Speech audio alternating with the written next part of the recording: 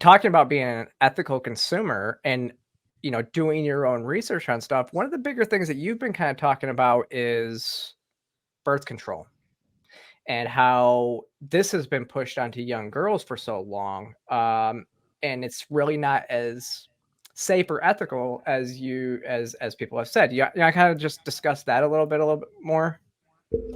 Yeah, so I've been outspoken about the adverse effects of birth control, specifically the hormonal birth control pill, for quite some time. And my biggest gripe is that most women are not told about these adverse effects, including myself, including millions of other young teenage girls. I was put on it at 14, and that was around the same time I saw my first therapist.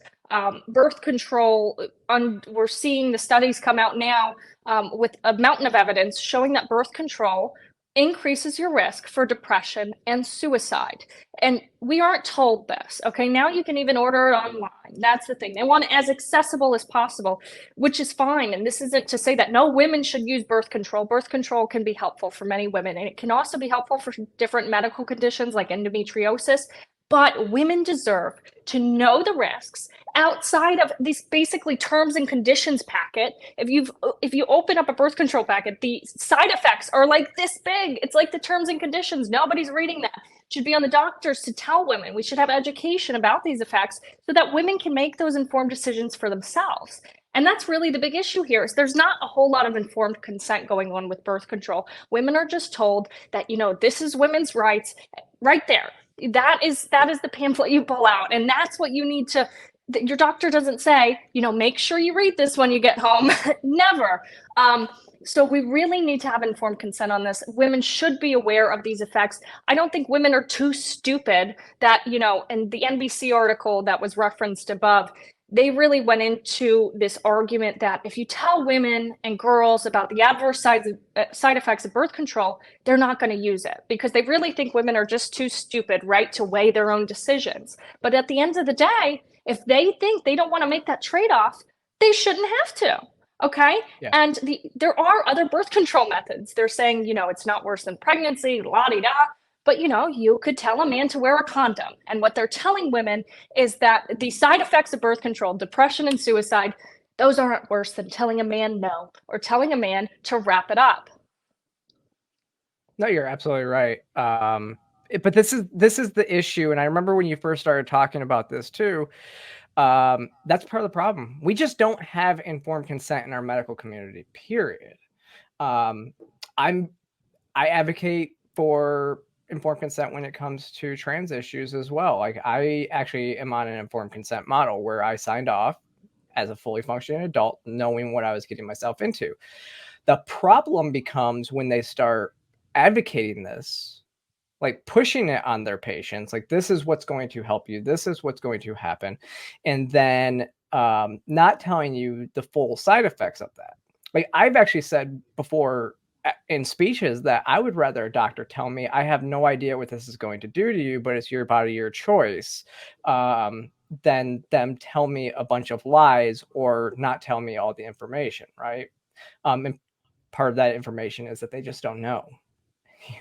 I think that's one of the issues, and I've heard this about birth control for a while too, because I know there's a lot of women that can't go on birth control because of different health reasons.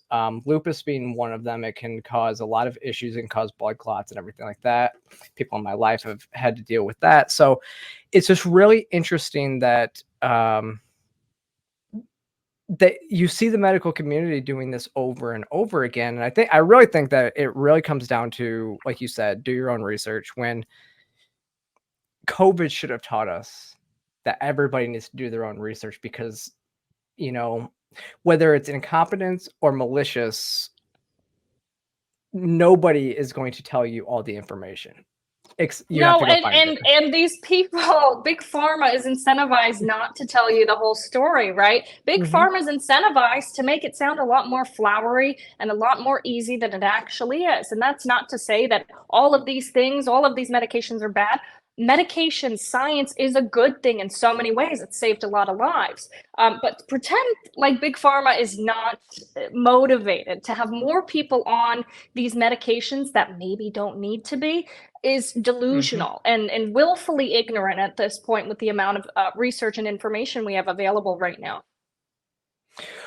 Yeah, I actually made this joke, kind of about this topic when a couple years ago when I had Siraj Hashmi on, and we were talking about this because it is really interesting when you see people that start out in doing something with good intentions, but realize that if their intentions succeed, they stop making money. And so like it goes back to I referenced Bo Burnham's song. I don't know if you know the song that it I talks about with love Bo. I'm a big Bo Burnham fan. I am a huge Bo Burnham fan. I think Bo Burnham and George Carlin were some of the best things to happen to comedy. I think Carlin would be rolling I, over in his grave, but I but I think it really comes down to there was one of his songs where he said, you know, it's like being the owner of the company that makes rape whistles, where you started the company with good intentions, but if the rape rate declines, then you'll see an equal decline in whistle sales. That's what we see with Big Pharma. And what happens with doctors is now doctors are also being sold. Like we have drug sales that go to doctors' offices. That's one of the biggest issues I see in our country today. yes, I would agree 100%. That should not be legal.